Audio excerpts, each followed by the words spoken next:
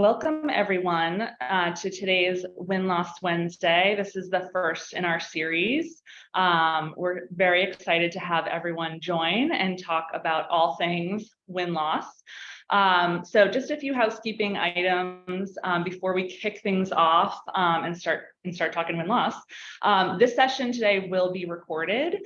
So if you need to bounce, you got somewhere to go, no worries. We're going to send you the recording via email day or two after the presentation, so you'll have that right to your inbox. We do encourage everyone to ask questions throughout this session, so we want to keep this interactive. We want everyone to learn from each other, so if you have questions at any time as we're chatting, just throw them in the Q&A box in the Zoom webinar, and we'll pause throughout. We'll get to as many questions as we can. And yeah, I think that's kind of it for our housekeeping items. My name is Sheila Lehar. I'm the Senior Content Director here at Crayon. If you're not familiar, Crayon is a competitive intelligence platform. And we're super excited to have Jayde Phillips with us today to talk win-loss. And like I said, this is our first in our series of Win-Loss Wednesdays. So Jayde is the Senior Manager of Market Intelligence at Egencia. They're an American Express global business travel company. Previously, Jayde was in product marketing manager at LexisNexis, where she oversaw product and go-to-market strategy for the company's flagship digital products. So very excited to have you on board today. Thanks for joining us, Jayde. Thank you for having me, and definitely looking forward to the interesting topic on win-loss and all the different facets to it as well. Awesome.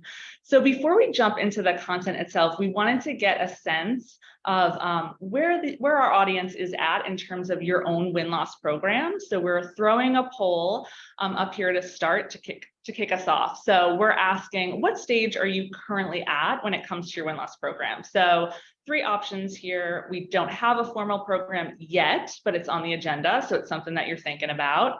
We're in the early phases of incorporating win-loss into your compete program, or win-loss is very much part of your CI efforts today, and you're just here looking for some more tips for that particular program.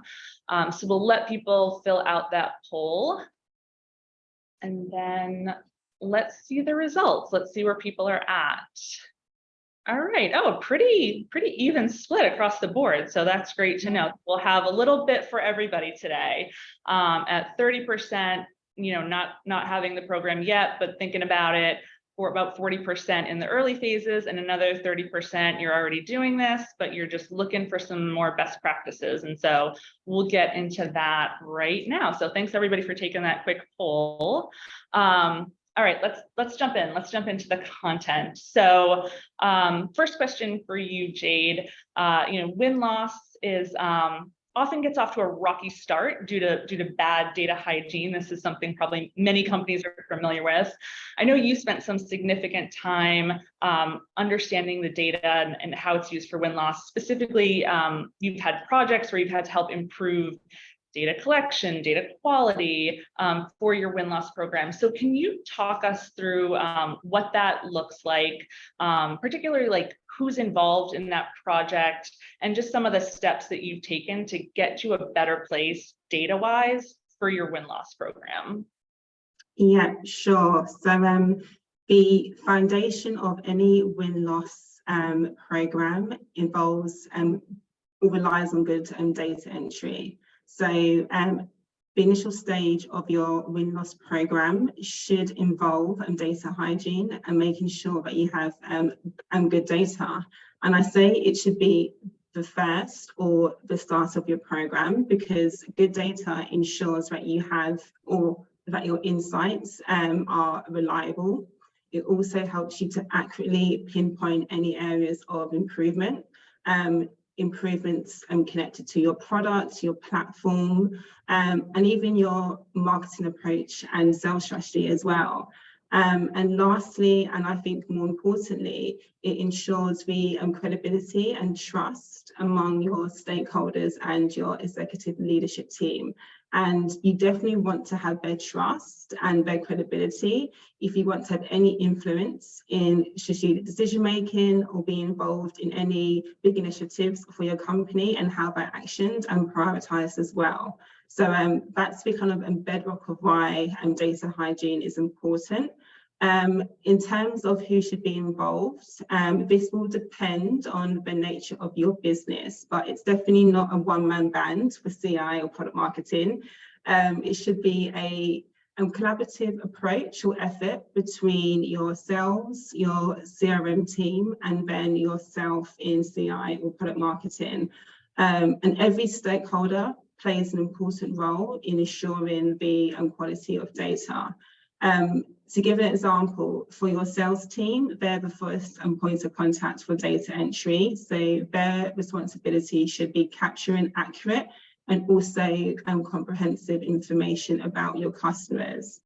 And then you have your CRM team, so they will come in after. And similar to sales, they should also be responsible for the accuracy of data, but also the consistency and the completeness of this. And this should involve checking your data regularly and then working with sales reps to input any missing information or inconsistent entries as well. And then lastly is yourself, so CI. So once you have that data in Salesforce, it's then your role to provide those competitive insights and analysis that will help to kind of improve your win rate and also drive more business for your company. And also as a group, it's extremely important. I can't stress how important it is, but as a group, you establish a standardized process for data collection. And this is to ensure that all information is accurately and also consistently collected through the business. And if I actually stay on the stakeholder note as well, one thing that's not directly linked to CI, but is just as important, is relationship building. So with CI in general, but you kind of work across the different teams and stakeholders, and you rely on the assistance and help of others as well. So specifically around data, where you have multiple teams, it's really important. But to build those strong connections with the people that you're working closely with. And by connections, it's getting to know them outside of work, so their interests and kind of nurturing those relationships as well.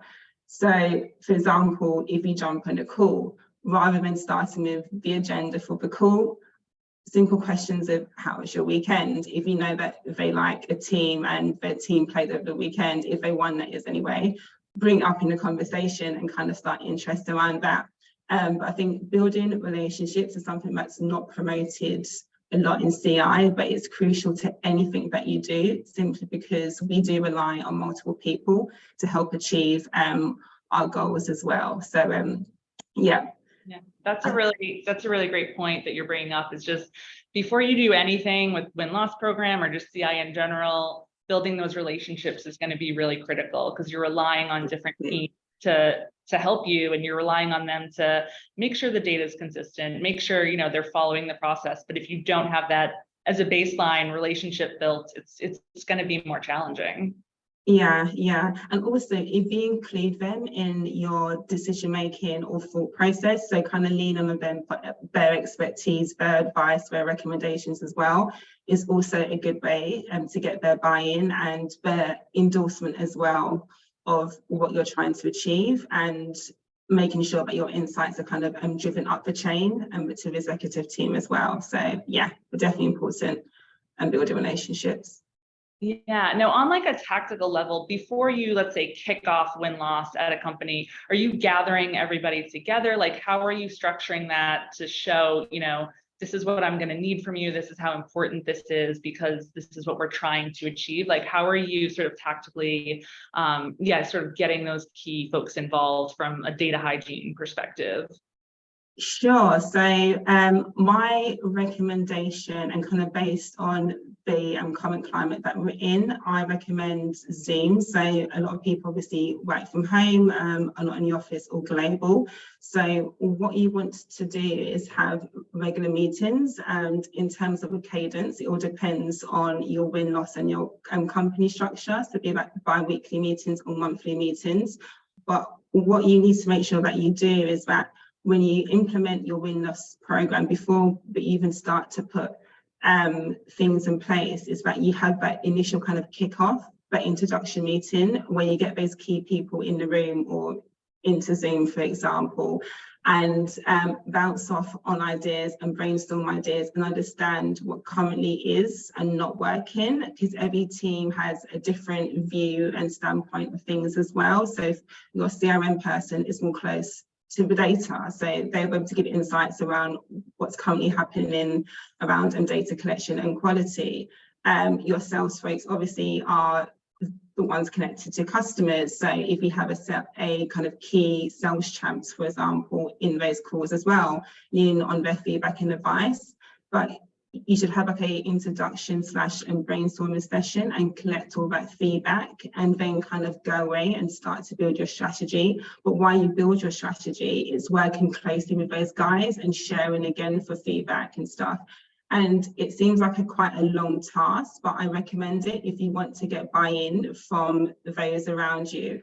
And it's all about bringing people on the journey. It's not having something and then dumping it on someone to execute, but you want them to bring them along the journey, so that in terms of getting their support and again their endorsement, it's a lot easier. Okay, yeah, that makes sense. Make sure, I think as a key takeaway, make sure you're doing that kickoff call, getting the right folks in the room. You've hopefully built those relationships with them. Exactly. And then including their ideas, brainstorming together how you can consistently ensure that, you know, your data quality is where it needs to be, and that you're just sort of working together to make sure that, you know, the project is going to get, or program I should say, is going to be successful sort of right from the start. Yeah, exactly. Amazing. All right, let's go on to the next topic. So we'll hope, Paul, that your data is clean. It's all like ready to go.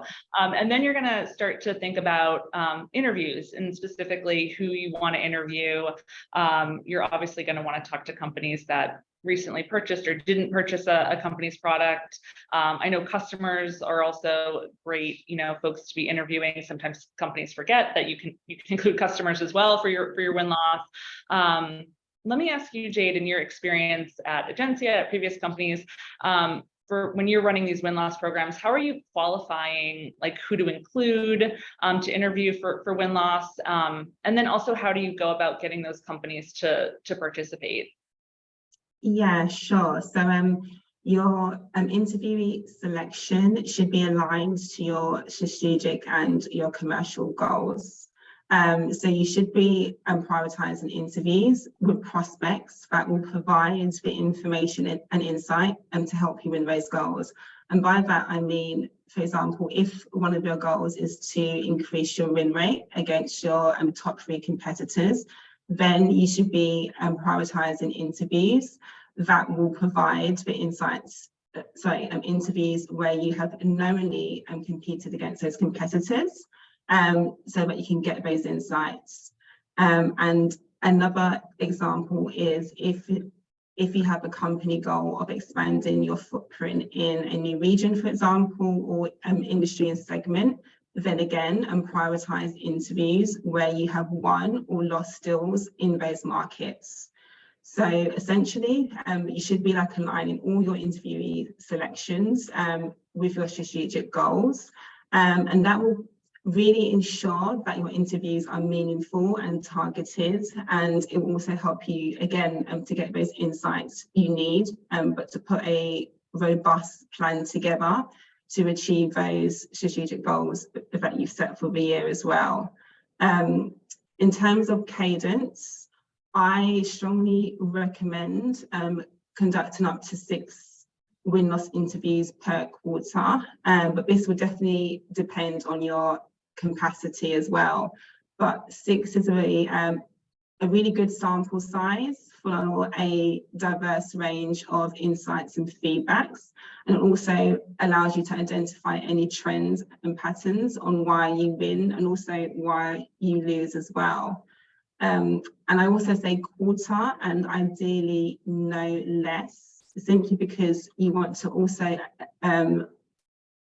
proactively kind of identify any threats and issues at the early stage so that you can handle them in a timely manner. And if you do your interview, say every 6 months or kind of yearly, it doesn't give you the opportunity to nip those issues right in the bud straight away as well. Got it. So yeah, you want to be consistent. Leaving that too much time is not going to be super helpful in terms of identifying those issues or trends. And it sounds like when you're looking at who to interview, you're being really strategic with your overall company goals. Like, let's make sure you're interviewing the right prospects or customers that lines to a broader goal and strategic goals for your company. Then that all makes sense. And then are you working with a win-loss vendor? Like, how are you getting sort of the interviews conducted? What do you recommend? Sure. Yeah, I think it all depends on your budget.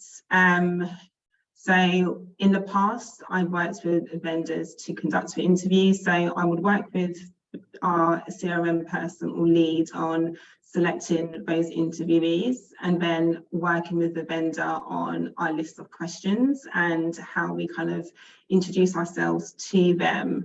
And in terms of getting their participation, some people do use incentives, so like vouchers and perks and stuff like that.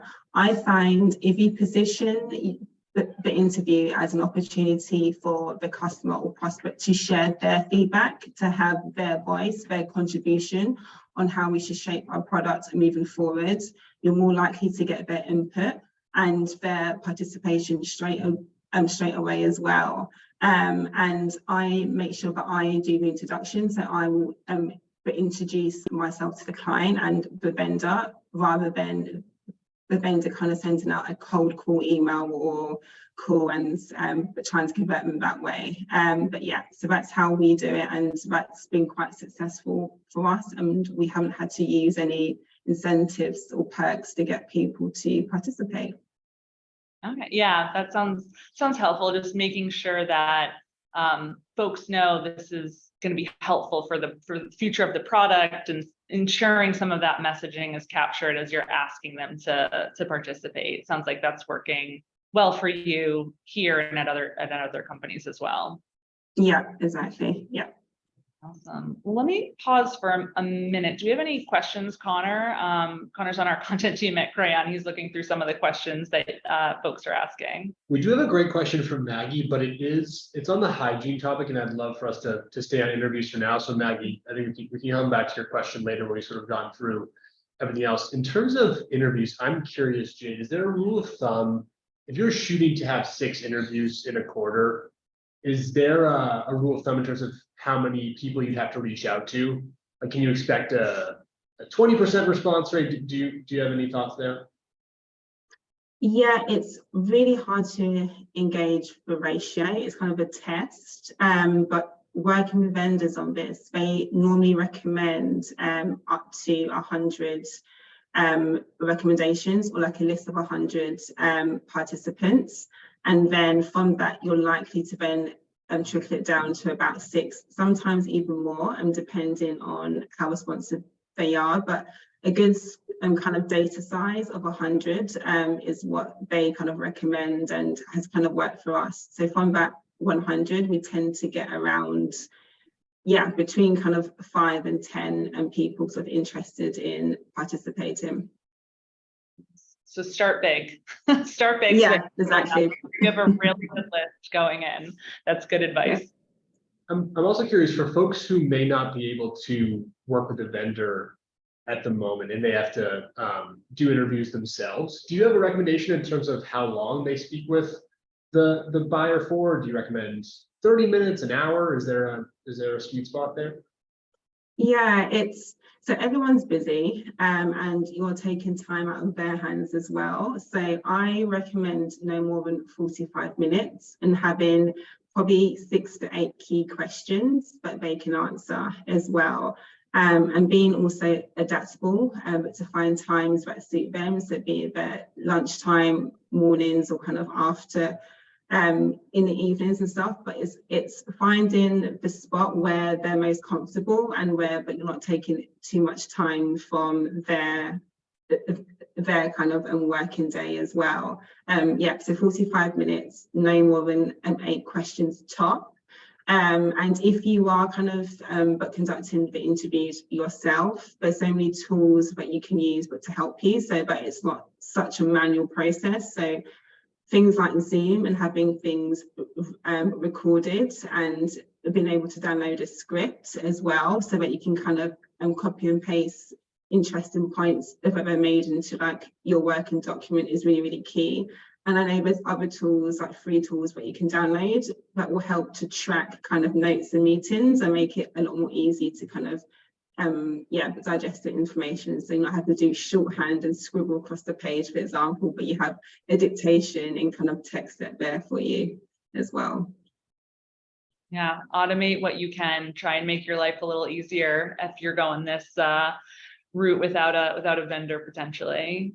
Exactly, yeah. And also just on that as well, so in terms of the write-up, that can be even more trickier and time consuming. So if you do have a content team, for example, definitely loop them in and sell the initiative or your interviews as a way for them to get insights around marketing as well and improving their messaging and their marketing campaigns as well. And you find that if you show them or explain the value to them, again, but you'll also get their kind of buy-in on help with kind of writing up the PDFs or your reports or whatever kind of documentation that you decide to create for your interviews.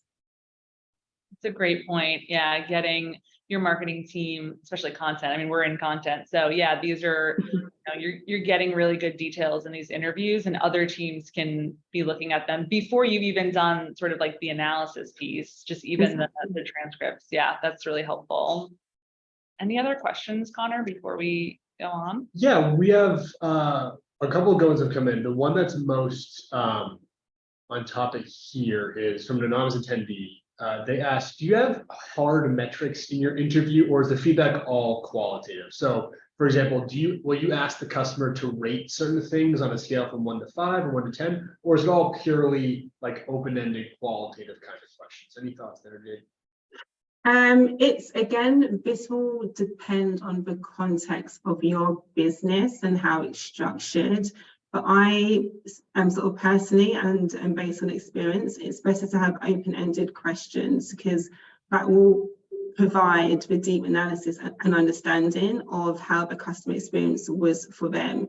If you have kind of yes and no questions, people will answer in yes or no format. Equally, if you have a scale of 1 to 10 questions, again, that doesn't really provide the in-depth information you need to understand what's happening with your win-loss program and also your customer experience as well. So I think having short questions, but that are detailed and that require more than a one-word answer, I think is more effective. And I would definitely make sure you have those types of questions over your kind of metrics of yes and no. Yeah. Perfect. Thank you. Perfect insight. All right, let's move on to another topic within win-loss is finding the trends. So you've got your data hopefully is clean, you've done your interviews, and then what's your process, Jayde? Talk us through a little bit about what you do once you have all those interviews complete and how you start identifying the trends that you're seeing from those interviews. Yeah, sure. So once you've conducted your interviews and the next step is to analyze the data to identify any trends, patterns, recurring themes that have arise from your kind of customer feedback. Those data points will again depend on your goals for your company, but some of the key ones that I definitely track are around customer pain points. So what's happening from a product to service and marketing and strategy, if there's any kind of pain points around that expressed during interviews. Also, any feedback around product improvement suggestions. So be it to your platform, your service, particular tools and features, and that information is really, really helpful for the product team, and they can then leverage it in their kind of roadmap planning and strategy of the development of their products and features as well. And then you also want to track any data around emerging trends. So again, with your questions, try and have some questions that pick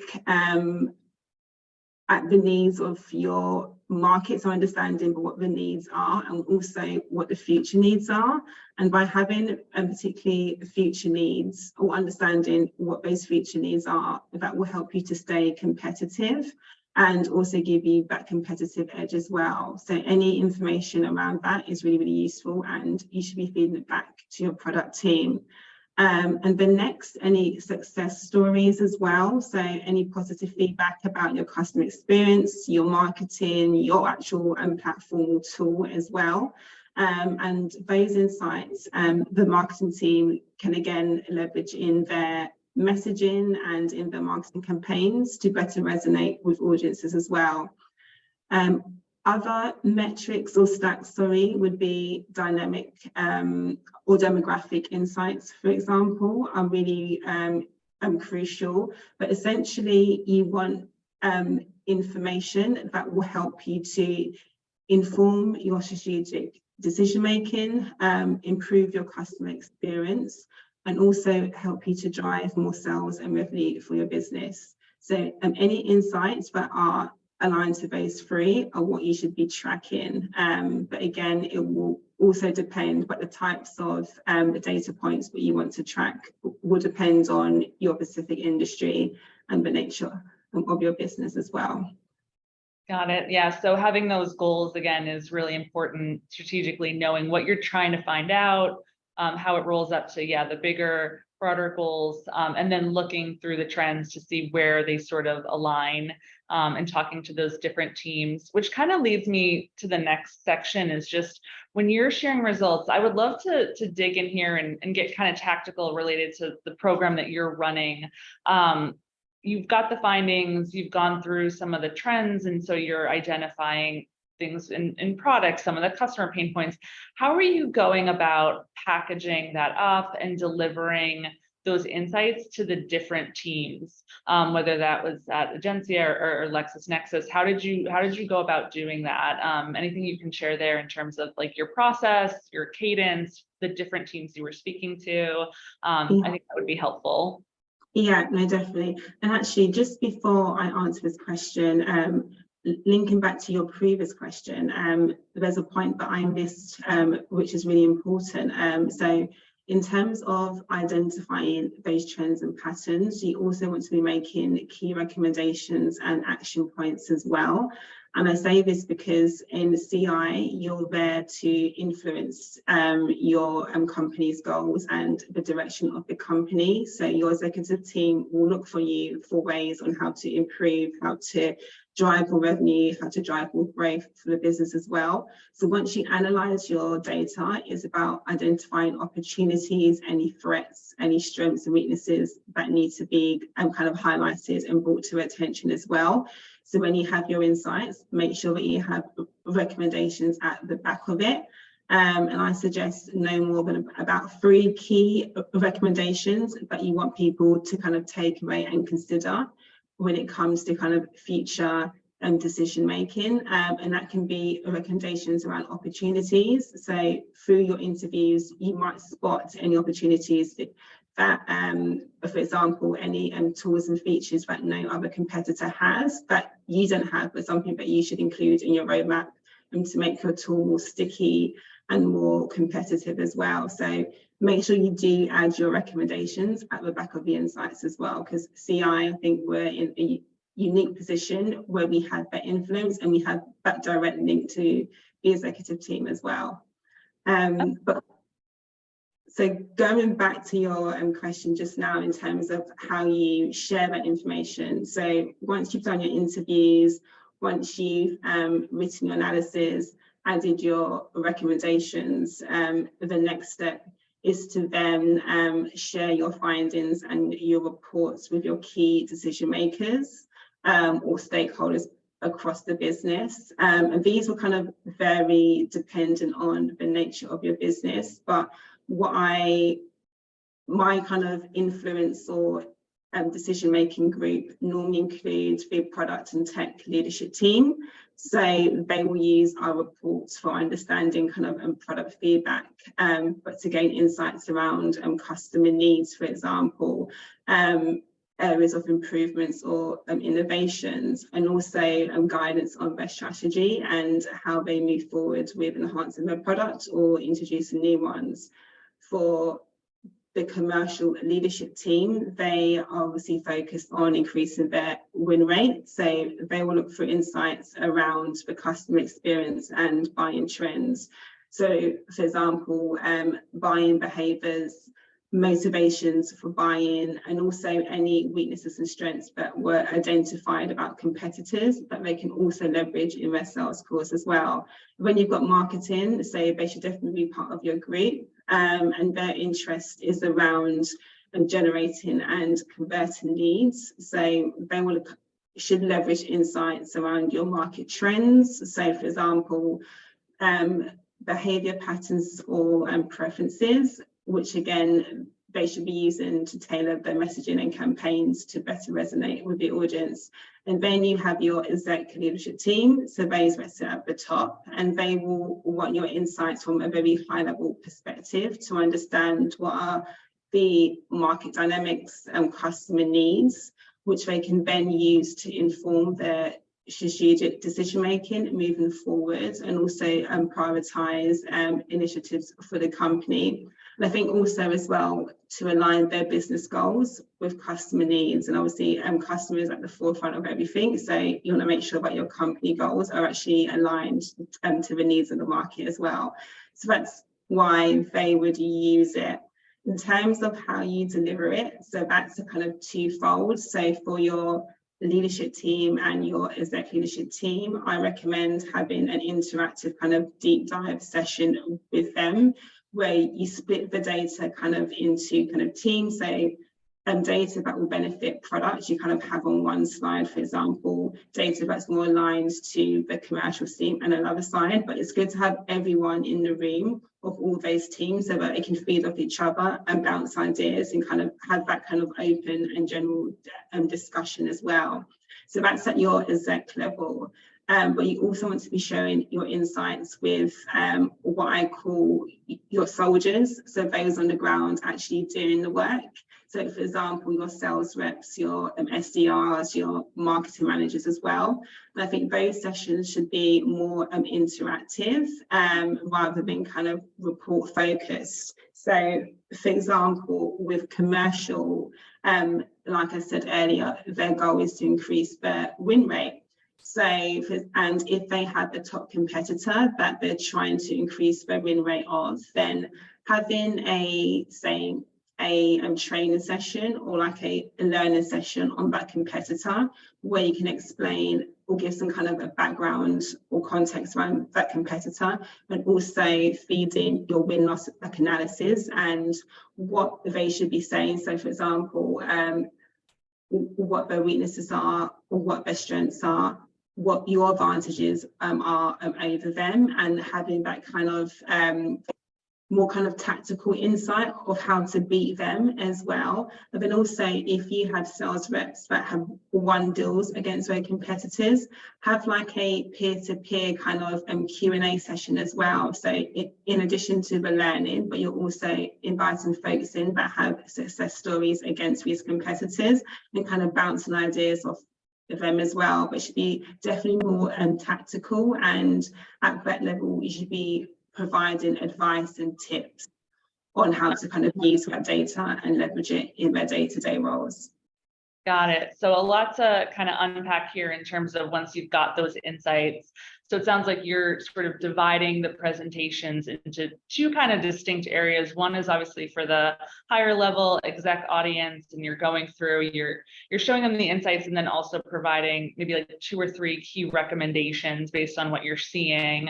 And so you're talking to that audience, a very different audiences, like you said, your soldiers, your reps that are in the field day to day, and that you're taking those insights and doing training sessions, really getting sort of more practical and looking at, here's certain competitors you're up against, here's how we can win, here's some advice here on this particular competitor or two. So you have 2 very like distinct audiences, and is how you're dividing your win-loss. What's your cadence? I'm curious, like how often you're talking to the exec level, how often you're going to the reps with the win-loss findings. How are you thinking about that? Yeah, so with your win-loss interviews, we also do these quarterly as well. So it's because what you want to do is be at the forefront of these people quite regularly as well. So again, I recommend having those exec meetings every quarterly, but also those initiatives to help your kind of sales and marketing team every quarter as well. And also requesting feedback on how it's working, particularly with your more tactical meetings, and I'm just making sure that the information and insights that you're sharing is actually relevant and being used as well. But overall, I recommend quarterly if you can, but again, it might depend on sort of team capacity and other priorities as well. But I think win-loss is quite valuable if you really want to make an impact on your revenue and also increase your win rate. So you should be prioritizing it above other CI initiatives if you can. Mm-hmm. And then I love that you mentioned feedback. So making sure that, that's something important. That's something that you're presenting often, you're presenting quarterly, you want to gather feedback on the other side, to these stakeholders. Is this working? What's working well? How do you go about gathering some feedback on like your win-loss initiatives from these different stakeholder groups? Sure. So there's quite a few good ways that you can do it. The first is around Zoom. So I think if you have a tool like Zoom where you're conducting interviews, you can set up a links questionnaire at the back of it, but automatically kind of pops up once you exit a call. So that's a good way. Also, if you create a kind of survey or feedback form and to share it in channels where your audience are. So for example, Slack and Microsoft Teams and Zoom chat are quite popular tools that people use on a daily basis. And if you have groups, so for example, if your commercial team has a group on, say, Slack, then share the link on Slack. And again, that will prompt more people to take the survey. And also in any internal newsletters that you have, so if you have like a weekly newsletter or monthly newsletter, again, make sure that you try and get your links into those pieces of the content or formats as well. So it's about utilizing the channels that people use and regularly check. Yeah, that's a really good point. Just putting it where people live, making sure you're surveying them as you're, again, sharing this win-loss, these insights, making sure, trying to figure out, is it useful? What more do you want to understand? Where can I be better as someone that's leading the competitive intelligence program? Connor, I'll pause here. Do we have any questions either from the group or anything that you can think of in terms of questions around sharing insights to sort of different groups within the company once you've got these win-loss results? Yeah, one question, and I promise Maggie and Vicky, thank you for asking your questions. They're great. I think we'll tackle them as soon as we get through this topic of delivering results. Jayde, I'm curious, I'm sure inevitably, especially if you're doing this on a quarterly basis, at some point you're going to get some kind of negative feedback, whether it's on the product, a certain feature that someone doesn't like, or the sales experience. Do you have any advice for folks, and that can be uncomfortable as the one who's delivering that feedback or that quote unquote bad news? Do you have any advice for folks for navigating those more uncomfortable conversations with your stakeholders?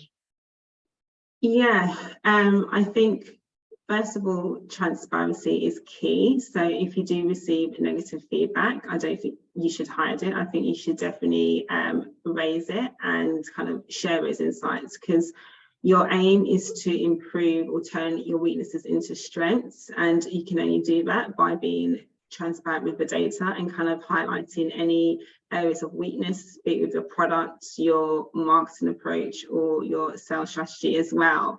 I think when you deliver those insights, so be it in a meeting or any other format, it's being sensitive with your language. So making sure that you're not pinpointing it at a particular team or person, but speaking in more very top level and generic terms as well. And I think with the executive leadership team, they are not sensitive in that way, and are used to kind of dealing with tricky situations in regards to the business operations and what's good and what's kind of not good. So I think that audience is fine, and they want you to kind of raise that information with them so that they can help you to address it. Again, when you kind of work more closely with your sales team and marketing team and even product and tech team, again, it's about speaking overall and not kind of blaming your team, but it's okay, how do we come up collectively with a solution to tackle this? So really trying to be the kind of voice of how to kind of tackle an issue and find a solution, rather than kind of pinpointing the blame at anyone or any team. And that's how I've done it, and it's worked for me, and I definitely recommend it to anyone else as well. That's a great point. Thanks. Yeah. I think we are all good to move on to, if you don't have anything else. Yeah, I think we can pop into questions, just like broader questions that people have around win-loss programs and anything that sort of Jayde has spoken about so far today. Sure. So we're gonna go back to our first main topic. Maggie, thank you for being patient with us. This is a great question. So Maggie asked, what kind of incentives do you use as a marketer to prompt reps, sales reps, to capture competitive data completely and accurately? And Maggie points out that they often, when a sales rep is closing out an opportunity, they have a million fields they need to fill out. It's a lot of work for them. So oftentimes they'll skip any fields that they don't technically have to fill out. So do you have any advice there, Jayde? If you don't have, this is sort of the age-old topic of influencing without authority. If you don't directly have authority over sales reps, but you need them to adopt these new behaviors in the CRM, do you have any tips for Maggie and everyone else on how you can incentivize them to do that? Yeah, it's a tricky one. And I think what I've done in the past is I've never used actual incentives. So like I said earlier, I've never actually had, I know some teams or companies have like games where you can play and you can win gifts and that type of stuff. I think the way that I get the team to complete their data entries is by showing them the current data. And I've done that kind of recently, where we looked at our competitor data, but to understand who we are and competing against. And like most companies in general and stuff, but you might have entries that are not filled. So by showing them the data and explaining to them, well, if we don't have the insights that we need, it's really hard for us to put together those initiatives to help you improve your win rate and to get the information you need on understanding the strengths and weaknesses of the competitors that you face in RFPs and other kind of deal situations as well. So again, it's about turning it back on them and explaining the value to them and why it's important that they input as much data information as possible. It's because it's to benefit them, it's to help them achieve their own kind of sales target as well. Because if they have battle cards, for example, your win-loss but data should also be fed into your battle cards, especially if you have any information around your competitors and what they're doing from like a roadmap standpoint, or understanding from customers what their strengths and weaknesses are. that information should be available in your battle cards, and with the battle cards, when you use them, they should inform your calls and help you to convert those prospects into customers as well. So things like that is just explaining why it's important, and again, the value to them should hopefully get your buy-in, and get their buy-in as well. And if you loop them in at the beginning, so having like a sales champ who represents the voice of the commercial team, and that has influence and kind of that peer-to-peer and connection also helps. So in your initial stage of your win-loss program and kicking it off, if you involve them in the loop and get them excited and get them involved, like actively involved in recommendations as well, they will help to also sell this to the team as well, which is will make your life a lot more easier, and also help with that kind of data hygiene issue if you have it, and also collection as well. That's excellent advice. We're definitely big advocates of having those advocates on your sales team. So I think if you can combine those two pieces of advice from Jayde there, if you have a sales champion who's fully bought into this idea, if you can get them in front of the sales team and have them say, to Jayde's point, to put the value win-loss in terms that everyone on the team can understand, hey, we're all here to win deals. This directly impacts our ability to win deals. You think about it, if you're a marketer, think about it in terms of jobs to be done. That's the job to be done by your sales team, to win deals, and this is great. So that's great advice, Jayde. Thank you. And a sort of related question from Vicky. What ideas do you have for capturing win-loss data while you are transitioning and cleaning up data in Salesforce? For example, quick surveys to clients after a deal is won or lost. So do you have any? Do you recommend any kind of automation there? So, a deal closed out and then automatically the customer gets a survey, or do you prefer to sort of manually do that outreach yourself? Any thoughts there for Vicky? Yeah, so I believe in being more strategic and prioritizing the interviews or the feedback with the customers that are linked to helping to achieve your strategic goals. For example, so if you've lost a customer to a competitor and it's a competitor that you might have a lower win rate to, but you want to increase that win rate, then that's when you want to be kind of reaching out and sending those interviews across. There is no harm in having like an automated interview attached to it.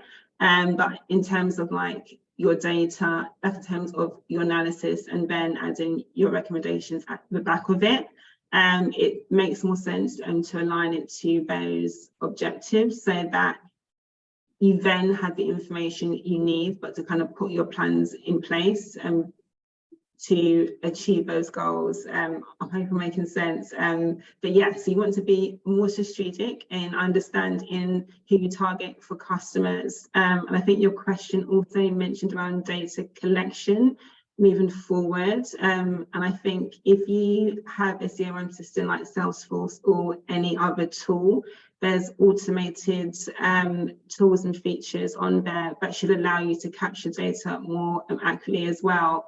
So once you have your clear guidelines on data entry standards and how you want data to be collected, there's things like pick lists and drop down menus that will help you to standardize data, and also to reduce inconsistent entries as well. So that's another way. Automated email. So if you have missing information, some systems like Salesforce will send automated emails, reminding sales reps to complete that information, and things like dashboards as well. So all sales reps have Salesforce and have dashboards. You can add a section to that flags incomplete tasks and kind of puts it at the top of their to-do list as well, so that they go ahead and kind of action what's missing in their sort of closed or open opportunity. So that's some of the kind of automated ways that I recommend as well. Great, thank you. So Vicky, and specifically when it comes to reaching out to potential interviewees, I think that the advice there is use automation with caution, right? Because it can be really helpful, but there's a risk of maybe reaching out to folks who don't align with your goals, and you may end up, sort of spending time on interviews that aren't going to help you achieve those goals. So great advice there, Jayde. Thank you. And that is it in terms of audience questions. All right, thanks, Connor. That's kind of all we have today. Thanks so much to Jayde for spending some time with us and walking through some advice for how she tackles win-loss and how she tackles her win-loss programs. These are just some upcoming Win-Loss Wednesdays that we have on the 7th and the 14th if folks are interested in registering for those. If you have follow-up questions regarding this session, just reach out. We're happy to answer those if you think of anything else. And thanks, Jayde, again for participating today. Thank you for having me. Thank you, everyone. Bye.